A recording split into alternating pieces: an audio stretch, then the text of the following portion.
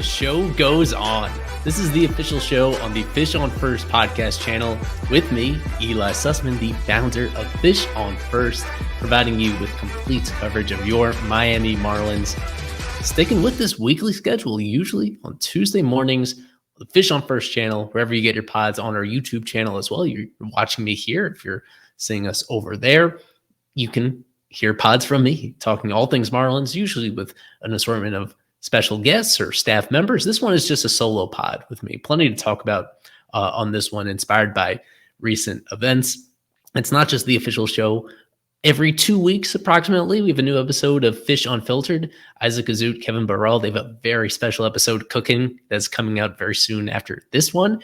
And we're being more consistent with Big Fish Small Pod, generally 10 minutes or less episodes, talking about particular moments or analyzing very niche issues. So those go up on most weekdays, also wherever you get your pods. Leave a rating and a review, subscribe to us if you would, let us know how we're doing and help us continue to grow as we branch out even more our audio offerings here at Fish on First. Most of this episode I want to dedicate to the new guy, Vidal Bruján. Interesting trade, one of 4, perhaps 5 players involved in this one transaction with Peter Bendix's former team, the Tampa Bay Rays. We'll be getting into that soon. But to lead off, I wanted to talk about the Marlins payroll. As our leadoff topic here, which is it came into slightly sharper view this past week when the non-tender deadline passed. As expected, the Marlins didn't keep everybody from their arbitration eligible class, non-tendering Jacob Stallings, non-tendering Garrett Hampson around the league. And sometimes the Marlins themselves, you'll see some players reach a particular salary agreement with their team right around the same time as that non-tender deadline. That didn't happen this year. So we're still working off of projections when it comes to the ARB-eligible guys on this Marlins team. I do have an article up on Fish on First that dives into this in more particular details if you haven't seen it already. So this segment, kind of a companion to that payroll outlook. And I'll be updating it again once we get to the salary exchange deadline. That's way in mid-January is when almost all those arbitration eligible deals will come into view. And then hopefully the Marlins will actually have a complete team put together right now. At this particular moment, the team has several gaping holes to it. And that is mildly concerning because of where the payroll stands right now. This is a good glimpse at it from Roster Resource, looking at the Marlins players who are either under guaranteed contracts for the moment or arbitration eligible. This is the vast majority of the payroll is kind of geared towards these players. They comprise the vast majority of it, even though it's only about half of a roster right here. Josh Bell, of course, made that interesting decision to pick up his player option for $16.5 million. Avi Garcia making $12 million as he has each of the past couple of years. Sandy Alcantara, his contract continues to steadily climb, now making $9.3 million. John Birdie, they picked up his club option for 2024 at $3.625 million. Between those 4 alone, yeah, you're looking at right around $40-ish million, a little bit more than that in those players. And then there's the arbitration eligibles. So even with the moves they made with Stallings, with Hampson, and then earlier in the offseason with Jonathan Davis, he himself would have also been ARB eligible. There's still 10 other guys. Using projections from MLB Trade Rumors, Luis Arraez is going to be the highest earner of that group, likely over $10 million. Then you have Tanner Scott, Jesus Luzardo, and even below that, you have a variety of players that are eligible for the first time or relievers that are eligible for the second time and make up a relatively small percentage of that. Guys like Jazz Chisholm Jr. and even Trevor Rogers, despite being injured the whole year, he accrued service time, which finally got him to the ARB eligible department. But just between, this is 14 players, and one of those, Sandy, we're expecting to spend the entire of next year on the injured list. So that's only half an active roster's worth of players. And yet it is looking at about $80 million just between those guys for a team that only has one catcher on the active roster who has really no clue what they're doing at shortstop at the moment, even though Bruján is now in the mix. We'll get into that in a little bit. Big holes to address. Some uncertainty about their depth in the corner outfield spots. A question about just the quality of the back end of their rotation. even though the top part of it still looks pretty good, even when it's sandy list. So from the article that I put up on FishOnFirst.com on Saturday, we added all together $80.5 million for those players that appeared on the previous graphic, even assuming they fill out the other half of the active roster, the other 13 spots with league minimum-ish players, ones that are earning basically nothing, you're still looking at a payroll tab of $90.325 million. And that is almost the same as it was entering the 2023 season. So we're talking about this roster with glaring issues to it. And yet it's within a couple $1,000,000 of where they were entering the 2023 season. So that just tells you kind of the interesting predicament that the Marlins are in right here.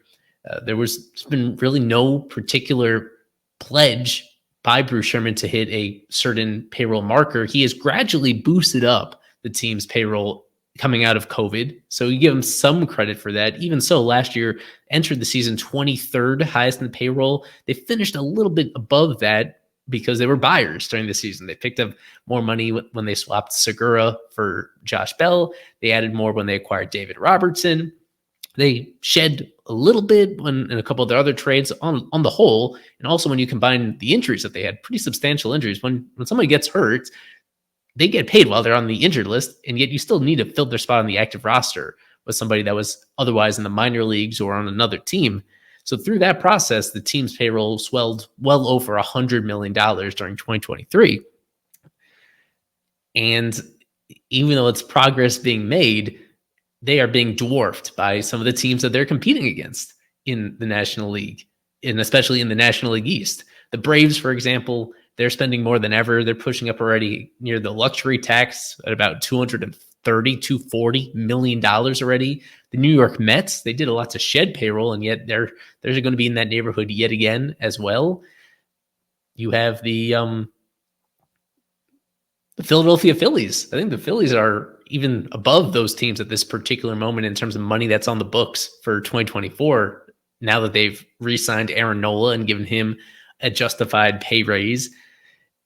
This past year in baseball, what made it so interesting and certainly delightful from a Marlins perspective is that the correlation between team winning and payroll was so weak. There wasn't that same relationship that we're used to seeing between big market teams on the vast majority of times getting into the postseason and the small market teams being among the worst in baseball. We saw the Arizona Diamondbacks in the Marlins' same payroll tier get all the way to the World Series. We saw in the American League, the Yankees barely finished above 500. Boston Red Sox driven into ruin. The San Diego Padres, they set a team record for their spending, and yet they needed a rally at the end of the season just to make it look somewhat respectable. They were not a serious playoff threat all the way along. And we already touched on the Mets being a big disappointment. Even the Cardinals, a team that had one of their worst seasons in decades, despite making a pretty big commitment to the major league team. With the hiring of Peter Bendix, Peter knows as well as anybody, and he has shown that he can be part of an organization, a successful one, that is like pretty consistently great at the major league level, even while having a lower payroll than the Marlins. So it's not a necessity. The reality is, if you look at kind of the larger view of this, just generally speaking, about payroll in Major League Baseball, the correlation tends to be there. Teams rarely go deep into the postseason without being an above average spender. And the ones that are towards the bottom third in payroll, very frequently, you're missing the playoffs, or you're maybe fighting for one spot in your league with other teams in that same area. If the Marlins are if they have ambitions of being as good as they were in 2023, they either need some Bendix magic, where they need to turn some of their returning players into better versions of themselves, simple as that, or they're going to have to blow past this level of spending that they're accustomed to, even what they did last year, considering the holes that they still have to fill. The reality that players like Offishial Garcia, one of their highest paid players, are they going to keep him on the roster just to potentially drag them further down, or are they going to make the tough decision to part ways with him and leave more holes to fill. So between him, it's a tough position, admittedly, for the Marlins to be in, to have Avi on the books, to have Sandy out for the year while recovering from injury. I didn't even touch on the buyouts of Johnny Cueto and Matt Barnes. Between those two, it's over $5 million that they paid those guys to go away instead of picking up their club options. It is a tough situation. And we kind of said that coming into this president of baseball ops search, that this would be a tough job, at least in year one. You kind of, in my opinion, you owe it to the fans to continue pushing to be a relevant team, to be relevant for the second straight year in a way that this Marlins franchise really hasn't been throughout their entire history. To take a step backwards, it would even though it would be defensible and kind of understandable under the circumstances, given the lack of what's viewed as the lack of available budget and the limited amount of trade capital that you have in order to make upgrades without spending money in free agency. The short-term outlook is pretty tough, but at the same time, I don't think there will be a whole lot of understanding from fans about that, considering that expectations have been raised based on where they were the previous year. And this is a fan base that has been deprived of a team that is consistently trying to be good. So, the reality is that it may take a couple of years for Bendix to fully lay the groundwork to be sustainably good. If he's going to get it done right now, it's either going to take some sort of a miraculous turn of events with the talent that he has on this roster, some very clever maneuvering of buying low on players that we feel aren't particularly good at this stage of their career, or it will need the cooperation of Bruce Sherman in order to make some splashy acquisitions that actually raise the floor and the ceiling of this current team well beyond where it currently is. So that's where I'm at when it comes to payroll. As I said, you could read that article more on fishonfirst.com. I'll be updating it as the offseason goes along. At this stage, as I'm recording this, they don't seem particularly close to making another big move. They made one interesting one, a newsworthy one this past week, right around that same non-tender deadline, the roster protection deadline as well for the Rule 5 draft. They went to the Tampa Bay Rays. They took a couple players off of their 40-man roster, including Vidal Bruján, who was formerly a very highly regarded prospect, and now a few years into his major league career, sort of lost in the wilderness. So the Rays were willing to sell low on this. Peter Bendix was willing to bring him in. And I want to dive into exactly what is going on with him as a major league hitter. He's had parts of 3 seasons to try it out. The results have been pretty terrible. He's now out of options. What did the Marlins see in him? What did Bendix in particular feel that is going to turn around with Bruján after this change of scenery? We'll get into more of that right after this break. Stick with me. I'm not sure why he deleted it, but Bruján put out this very heartfelt Instagram post a few days after being traded from the Rays to the Marlins. Among other things, you can read the whole thing if you're watching on YouTube. Just to sum it up right here, it was about accepting that baseball is a business, showing gratitude towards the Rays organization for giving him the opportunity and for turning into, quote, my supportive family. I will forever love you and be grateful for believing in me.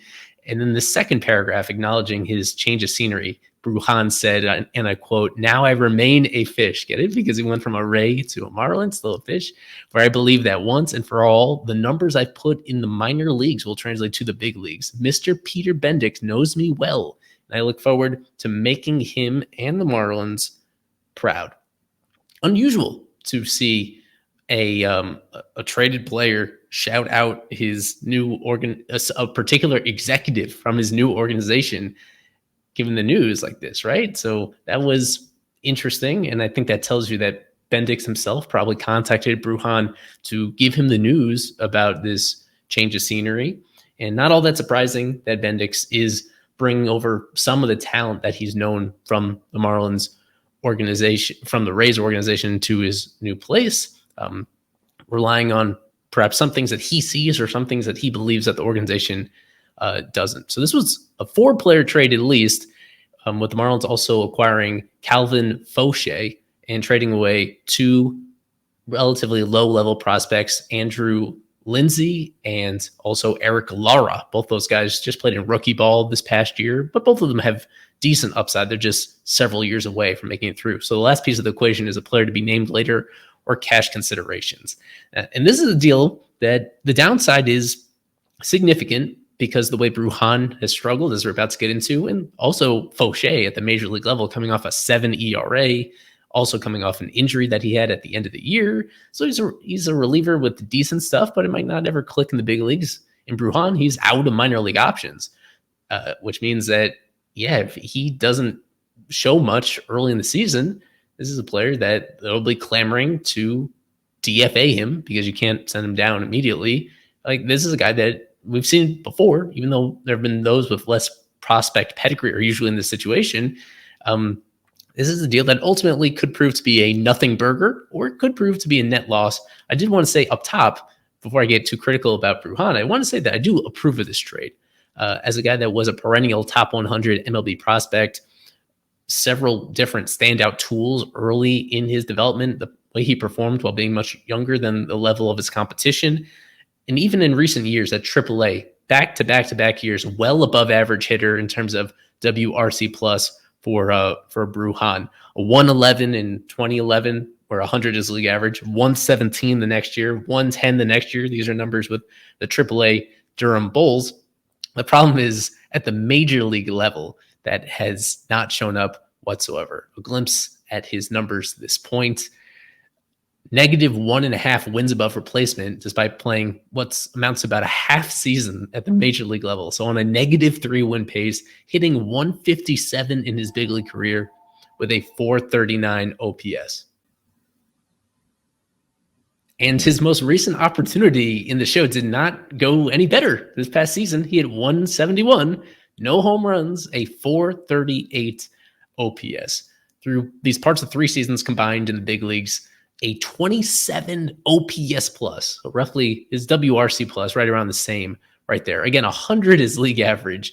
When you're that close to 0, you are in pretty unfortunate company, as I'm about to show you. What I did here through StatHead, I sorted for infielders and outfielders since integration, which was 76 years ago, more than that, sorting through it by infielders and outfielders who were the same age that Bruján was, ages 23 to 25.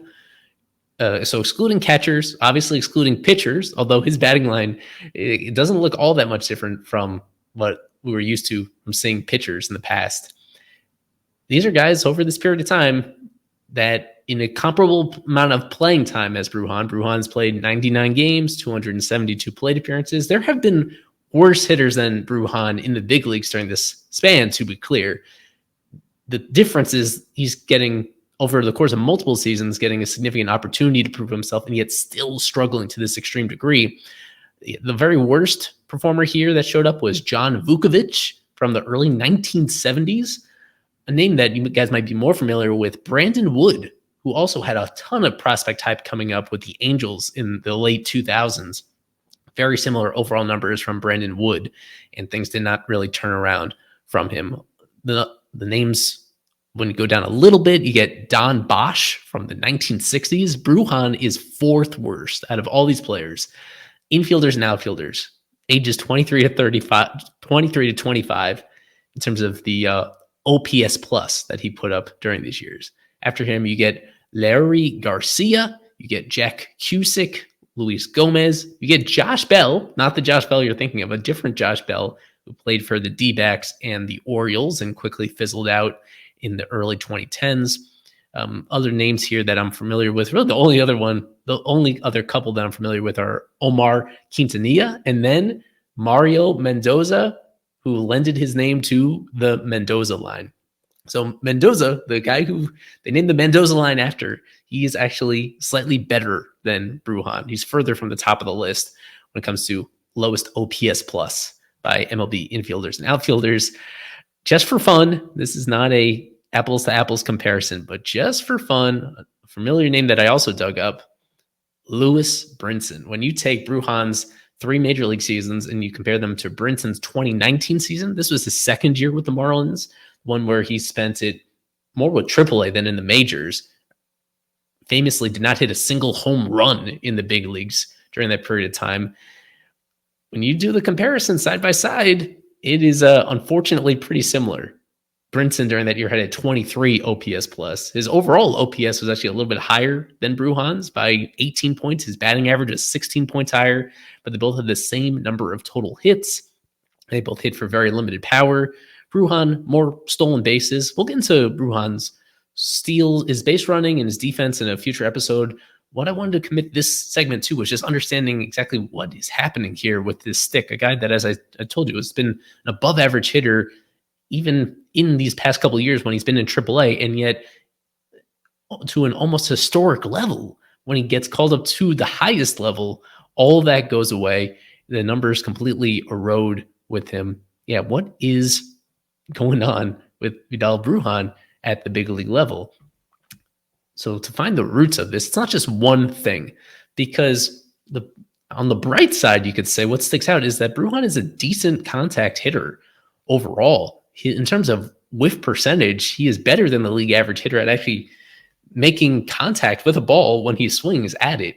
Usually when you see guys that are on this extreme end of being lousy, it usually follows a similar pattern, right? Where guys are just swinging through the ball, or they're chasing wildly and can't reach the ball, where it's clear they're overmatched because their strikeout rate is really high. Whereas with Bruján, in his major league career so far, his strikeout rate is not even 25%. It was exactly 25% in the majors this past season, 2023. Overall, 24.3. That's not terrible. That's not really a disqualifier, or it shouldn't be.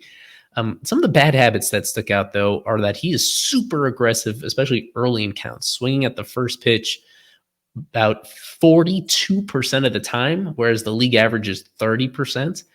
Swinging a lot early in counts, hitting plenty of ground balls, too. This is the weird thing, how in AAA, he's really normal with a 42% ground ball rate. That's almost exactly the league average. Whereas when he comes up to the majors, you see him hitting a lot more grounders, 48%. Now, he's a fast player.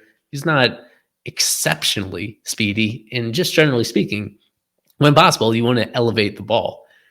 And that is yet another, when you do the pros and cons and both sides of this, what sticks out with Bruján is that his launch angle on average is, for his career, 13%. And that is also like right in line with the big league average, which is 12% during these past few years. So there's a good balance in terms of getting the ball off the ground during the 52% of times where it isn't directly on the ground. Like he does, when you average it all together, it looks kind of normal. And yet the issue is that he's not finding the barrel. What it comes down to, it's a player that seems to really have a lot of confidence in his ability to get his bat on the ball, that it's leading him to settle for swinging at pitches that he probably shouldn't be swinging at. Even though he's making contact a good amount of the time, it's not quality contact. With Bruján, the big red flag is just the inability to make hard contact. He has barreled only 4 balls as defined by Statcast, getting the ball on the barrel, at least 95 degrees exit velocity, and lifting it in the air. He's only done that 4 times in parts of 3 big league seasons. Only 1.5% of his plate appearances have ended in barrels, and that is less than 1/3 of the big league average. Whatever he's doing, it is not leading towards premium elevated contact. So he's hit a few home runs, and basically everything outside of that has just not been squared up the way that you want it to. He's been a little bit unlucky. His weighted on base average as a big leaguer is 201, and that is 115 points below the league average. His expected weighted on base average is a little bit higher at 222. Those numbers, whenever that's a significant separation that you would lead you to believe is a little bit unlucky. If you want to be more traditional and just look at the batting average on balls in play, for a lot of hitters that floats in the high 200s. And for him in the minors, he's generally been a little bit over 300, getting hits on balls in play. But in the majors, his BABIP is actually right below 200. There is some bad luck going on here in this sample size that are working against him. That being said, when you're not making really hard contact and you're seldom hitting the ball over the wall, it is really limiting his ceiling as a player. His maximum exit velocity as a big leaguer is only 107 miles per hour. That is not ideal. League average is closer to 110 for a max exit velo of a big league hitter. And just the vast majority of his stuff, on average, his average exit velo is only 85 and a half in the big leagues, which is a full 3 miles per hour below the league average. He is a little bit undersized. He's 5'10", listed at 180 pounds. And as far as we could tell, that's still relatively accurate. It shouldn't be a big surprise that he's lacking in the power department. What I wanted to show you guys, a stat that we don't really talk about here, is bat speed. There are a couple different ways in order to get to gain power as a big league hitter. It helps to be extremely strong so that when you make contact with the ball and you're transferring your weight towards the ball, that it goes a long way once that happens. The other key aspect of it is generating bat speed. You don't have to be super duper muscular in order to do that yourself. If you look at players that are near the top when it comes to bat speed, Jorge Soler, really high up there, kind of as expected. Just as an example, Jake Berger was in that same category in their average bat speed this past year. I think it was in the high 70s when I was looking at it, with a maximum back speed in the mid 80s. What I'm showing on the screen is I coupled together the Rays players and the Marlins players from this past season in ascending order. I looked at the ones with the lowest average bat speed last season. And what's funny, the Marlins players are in bold at this point. The vast majority of the ones at the bottom of this list are Marlins players. That should not be surprising considering how much his offense struggled. Luis Arraez, among this group, looking at just Marlins and Rays players, he averaged 60.5 miles per hour with his average bat speed in 2023. That is largely by design. As you know, if you watch Arraez hit, he's not really trying to put all of his momentum into his swing. And that's the reason why he's able to control his swing so well and make so much contact. Right above him, the second lowest average bat speed among these teams was Xavier Edwards, and he falls into a similar category. Stylistically, he's not trying to create a ton of bat speed, and his number is brought down even more by the fact that he intentionally bunts a decent amount of the time as well. So there's a pretty big drop-off between them and everybody else. But as you go up the list in terms of bat speed, you find Jacob Stallings, recently non-tendered.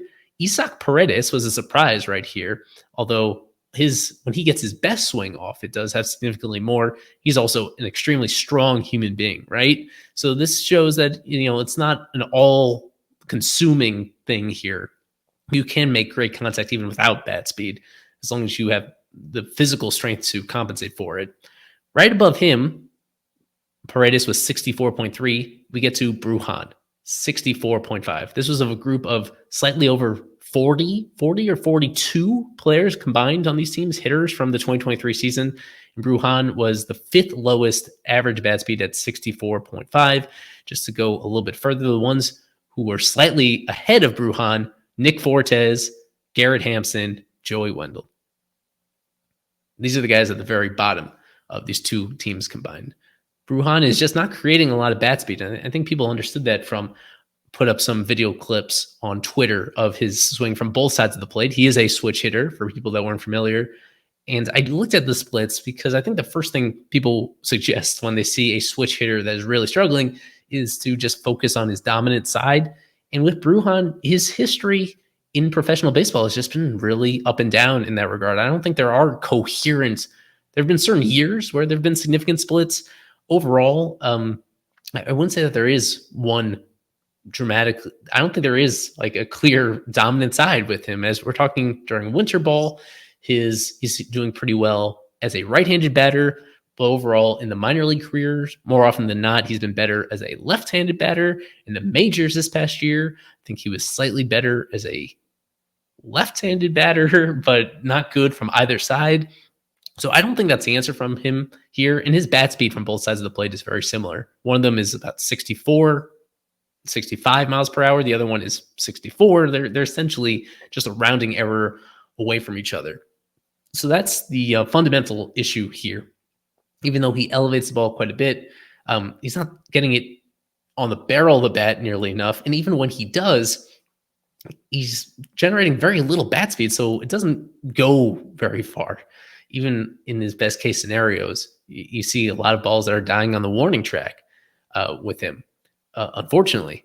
And it is, a little distressing for somebody that was a consensus top 100 MLB prospect as of 2019 and 2020, and who had been performing in the minors. He had double-digit homers in AAA, I think just this past season, didn't he?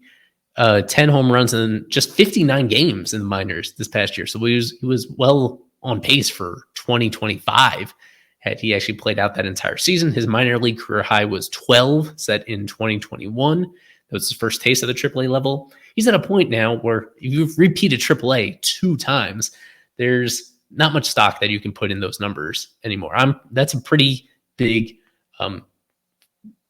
core philosophy of mine, is when you see players at a repeating level, especially once you reach a phase where they're age appropriate for that level, you almost have to throw out the stats and even the peripheral stats somewhat, because you can solve that level at a certain point, as I think Bruján kind of has. He has nothing left to prove down there.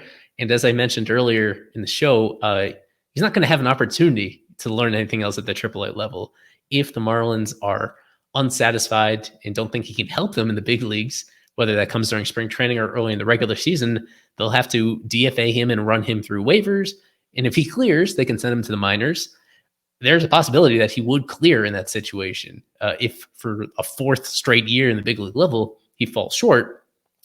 That being said, I do think there's been some bad luck going against him. As far as I can tell, I think there's some of the right desirable intangibles that you want from a player here. Somebody that takes pride in what he does, is hungry to learn more, who, as we're speaking, is still playing in winter ball in order to get more reps in and discover the best version of himself. So I think even in a realistic worst case scenario, I think he's better than a true talent 157 hitter. That's not saying much, but I want to get that out there, that I think he is going to be better than he's shown entering his age 26 season. And now, to be on the bright side, you could say, what does things look like if he really does turn this around for Bruján? I brought up that list before of the lowest OPS plus by young infielders and outfielders in recent generations. And the name directly next to Bruján is another undersized switch hitting utility guy, Ely Garcia. And I think that is actually a reasonable comp for Bruján. Garcia 2.0, perhaps, if things go right for Bruján. The ages line up pretty much the same. Garcia, in some respects, was even more concerning, showed even less plate discipline, even more swing and miss in his early opportunities with the White Sox. But then, from 2016 on, Garcia, things turned around. 2017 on, his age 26 season, things did turn around kind of considerably for him. Over his next 6 seasons, I bring that up because Bruján is a desirable guy for the Marlins because he still has less than 1 year of Major League service time, which means 6 years at least of club control remaining.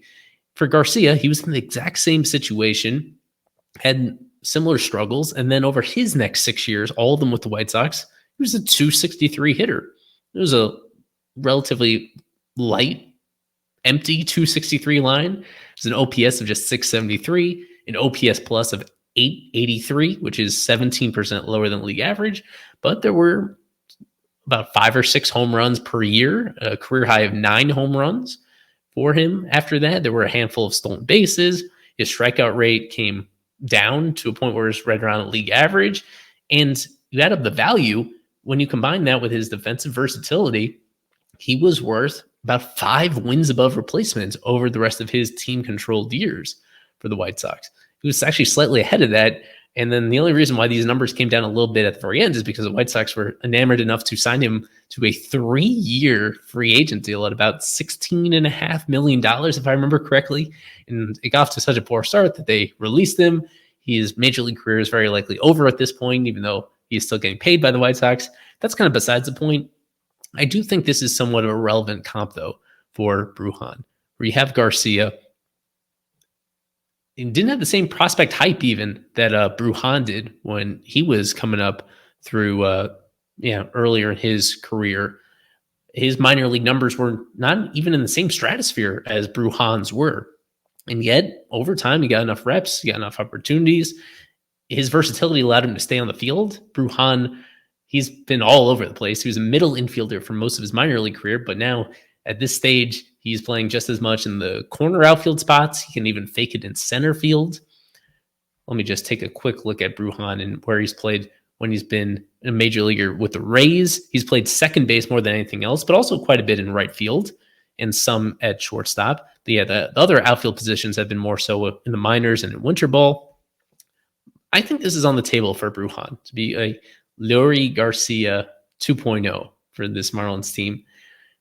And I think that would certainly validate the trade to send off two guys that are still so far away from the major league level. I wouldn't say that this is the ceiling on Bruján. I don't like to put it past players to develop new abilities, for him to create more bat speed for himself. There are ways to train and improve in that department, even into your mid-20s. The Rays in particular, and now that the Marlins have some Rays DNA in their front office, I don't want to put like a firm ceiling on what he can do. I don't want to outrule the fact that he could be a true everyday player at some point if everything goes right. But I do want to set kind of reasonable standards right here, where I think this is the end. This is the goal for the Marlins in making this trade. When they're internally, I bet they're viewing him as somebody that could be somebody like a Garcia, a mid 200s hitter with a little bit more, not a ton of plate discipline, but maybe he has a little more speed than Garcia does. Rich man's Garcia, perhaps, for Bruján moving forward. I think that is on the table for him. And that is why I approve of the trade, because I do see this potential in him. It's a weird spot for the team because he's out of minor league options, because they already have several guys that were kind of tentatively penciled into the equation that are also power deficient. That seems to be the one clear limitation on Bruján. Is I don't think you're going to be seeing anything close to average power from him, even if things do go right with him. The Marlins have John Birdie, of course, in the mix, and he finished off his season in 2023 on a very, very high note. Xavier Edwards, he showed a lot of encouraging things. Doesn't have the same versatility defensively as Bruján does, but you could say he's a much higher floor as a hitter, somebody that is perhaps even better at making contact than Bruján is. Yeah, what I should mention with Bruján is he's shown a great skill of making contact on pitches out of the zone. And I think that has been one of the reasons why he's fallen into some bad habits, is because he knows he can actually reach for balls and do something with them.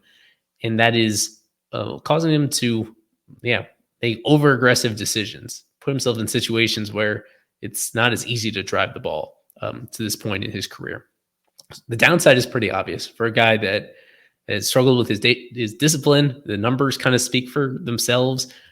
His production, especially against fastballs, has been atrocious. If you have enough trouble just doing damage against fastballs, then you forget about having success against secondary pitches once you already fall behind in the count with him. The downside is pretty clear. The risk that the Marlins made is minimal and something that really won't be felt for several years down the line, even if Andrew Lindsay, Eric Lauer, even if either of them make it to the big leagues, which is a pretty big if. Yeah, I'm in favor of this one, this reclamation project. Buy low on a prospect. The Marlins have done this before, even before Bendix came in. And mixed results. You don't know for sure whether it's going to turn out great, but this is just the start of Marlins making some changes on the margins here to get ready for 2024. Yeah, still a lot ahead. I think we've spent enough time overanalyzing this one particular deal, because to this point, the only trade of the Peter Bendix era, reaching for a very familiar face. Wishing Bruján all the best of luck. I'll be continuing to follow him from the Dominican Winter League as he wraps up his participation there. And then you'll see him in spring training. Hopefully between now and then, we get a better feel for what exactly he's working on this offseason to reach his full potential. As I've been doing since rebooting this weekly show, we finish off with the walk-off sign-off. At the end of every of these official shows, we replay a memory of a Marlins walk-off moment because everybody loves walk-offs. Who doesn't, right? As of this recording on November 20th, the Major League Baseball, I should say, or the Baseball Hall of Fame announced their 2024 ballots and the players that are on it for election this year. For the final time, Gary Sheffield, former Marlins great. This is his 10th and final year on the BBWAA ballot. He needs 75% of the vote. He got only 55 the previous year. He had one walk-off home run during his entire Marlins career. He did a lot outside of that. Just one walk-off homer. It was on September 3rd, 1997. We get you out of here listening to that memory of Chef. Did he get all of it? Back it goes to left. Back. This game is over.